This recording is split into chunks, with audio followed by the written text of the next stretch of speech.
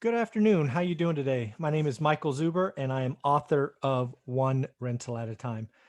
A little bit about me. I retired financially free at 45. I've now spent the last 2 years giving back, creating daily original content for YouTube. Wrote a book that has been praised by Forbes as one of the top 15 books to read before getting started.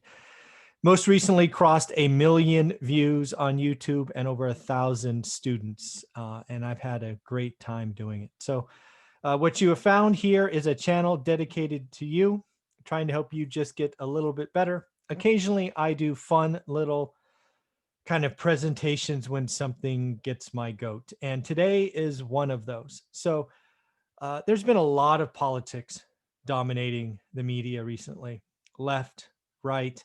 I find myself in the middle. I believe most of you live in the middle. I believe we are a nation built on compromise. I believe that's what our founding fathers wanted. So something I've done is I did some research and I have found the 5 largest political blunders, mistakes, catastrophes ever. So I thought what we would do together is look at the top 5. There's a president, a king, a chief, and some other folks in there. Again, the top 5. And this is all going to come down to what I believe to be the number one biggest mistake ever made by government. And it's pretty recent. So I thought we should look at the other 4, acknowledge them for what they are, and then really talk about the biggest potential issue ever. So let me bring it up. Let's go through it together. This is meant to be a little bit fun, but again, it does have a kind of point to it in that we are rapidly approaching the biggest financial mistake or government mistake ever. So again, these are blunders. This is all leading up to number 1. Number 1 is wild. We're going to go back from 5, 4, 3, 2, 1, and here we go. So I don't know if you know this, you remember this from grade school. I seem to remember it way back in the memory banks, but William Henry Harrison, he was our 9th president. He held that office for a whopping 30 days. Turns out William Henry Harrison, inauguration day was pretty terrible weather. And he decided to give the longest inauguration speech ever, just shy of 10,000 words.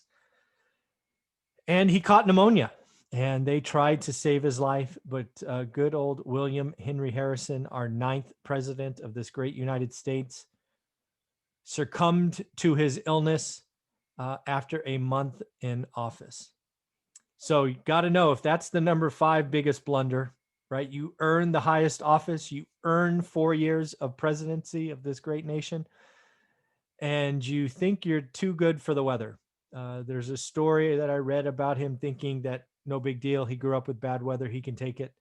But lo and behold, a long inauguration speech, bad weather, caught pneumonia. And unfortunately, it took his life after being a month in office. So I don't know about you, but I feel like that's a blunder. That's a mistake.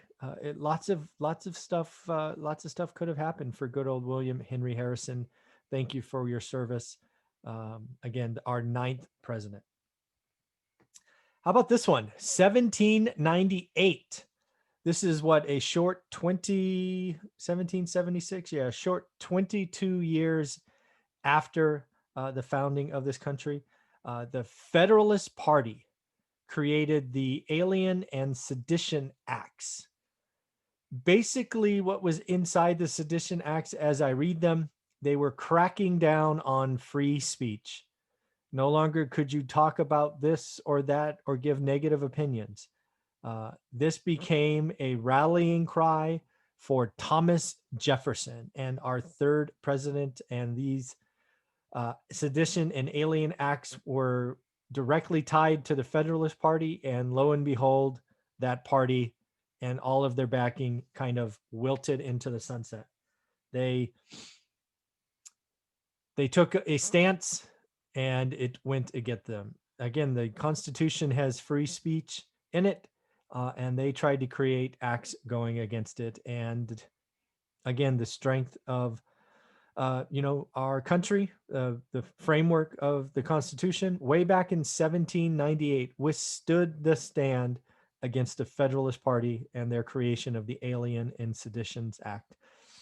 How about that? 22 years after the founding of our country, citizens, Americans, went out and tried to go against our Constitution. And you know what? We pushed back.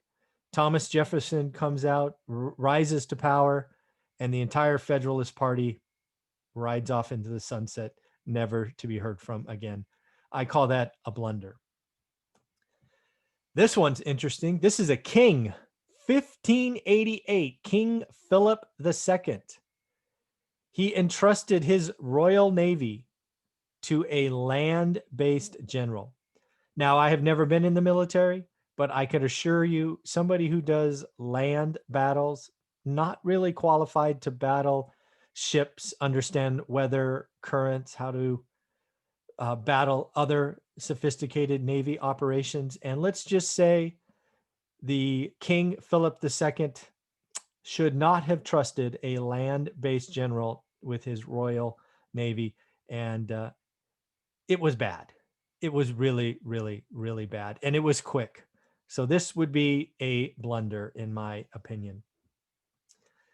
How about this one? This one's interesting. This name is hard for me to say, but I'll say Atahualpa. He rose to be the chief of the Incan Empire. There was a European army coming around. They were greatly outnumbered by the Incan Empire. He took over when his brother died, and he got a little liquored up one evening. He left his camp of 80,000 men with short 5,000, and after being liquored up, his entire troops, they were ambushed, slaughtered, whatever. He tried to buy his way out and essentially lost the Incan Empire because he was drunk and where he shouldn't have been.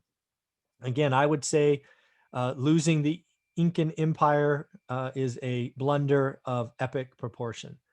So again, remember, number 5 was president. There's a king, there's a chief, there's the Federalist Party. So this all leads up to number 1, which is 2020, Q4 2020. I believe Q4 2020, Congress failing to pass a skinny stimulus bill for American people is going to go down as one of the greatest government blunders of all time. And to be clear, I put this on all of them. This is Nancy and Mitch, everybody involved. The fact that they have failed to negotiate, failed to act on the folks that need help, the fact that they have turned need, help, and pain into political gain is tragic. And I believe both these individuals, this should stick with them for the rest of their careers. This should stick with the folks in power that are doing nothing. It is very clear when you have the CEOs of Walmart and other great institutions sharing data about their consumers suffering, when you have CARES Act 1.0 issues in things ending at the end of the month, at the end of the year, at the end of December. These are tragedies that can and should be avoided. It is with the heartless, careless, cavalier attitude that both these individuals are not doing it. I question whether they think this thing is real. They want to throw parties. They want to get their haircuts. They want to go to fancy dinners. They want to yell and scream in big events. But yet they don't want to help us. I believe the biggest government blunder is happening right now, and it shouldn't happen. This is bigger than a president catching pneumonia. This is bigger than a Federalist Party evaporating with a bad choice.